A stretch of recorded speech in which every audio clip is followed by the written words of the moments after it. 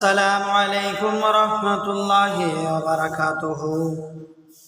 আল্লাহর নবী সাল্লাল্লাহু আলাইহি সাল্লাম তার জীবন কাহিনীর মধ্যে পাওয়া যায় বিবি আমিনার ইন্তেকালের পর শিশু নবীর দেখাশোনার ভার কে নিয়েছিল তার দাদা খাজা আব্দুল মুতাল্লিব।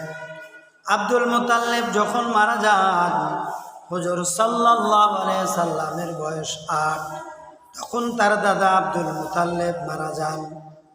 আব্দুল মুতাল্লিবের ইন্তেকালের পর আল্লাহর নবী সাল্লাল্লাহু আলাইহি সাল্লামকে দেখাশোনার দায়িত্ব নিয়েছিলেন তার চাচা আবু তালিব। হুজুর সাল্লাল্লাহু আলাইহি সাল্লামকে দেখাশোনা করতেন, এতই মহব্বত করতেন, ভালোবাসতেন।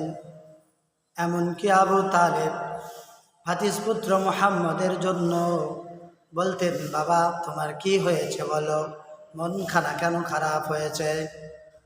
তুমি একবার শুধু আমারে বলো, তোমার উপরে কেউ আঘাত করেছে, তোমাকে কেউ কটু কথা বলেছে, শুধু একটিবার বলো, আমি আবু তালেব আমার তরবারি দিয়ে তাদের কাছে গিয়ে মোকাবিলা করব।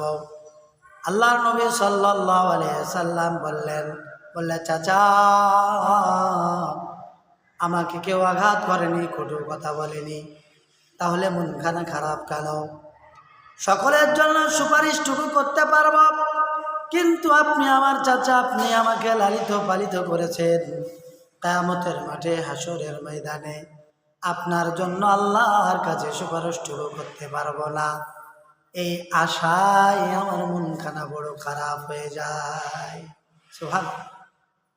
আমরা একটু চিন্তা ভাবনা করি, আল্লাহ পাক কাকে কখন কি অবস্থায় কোথায় রাখেন একমাত্র আল্লাহ জানেন। আসসালামু আলাইকুম।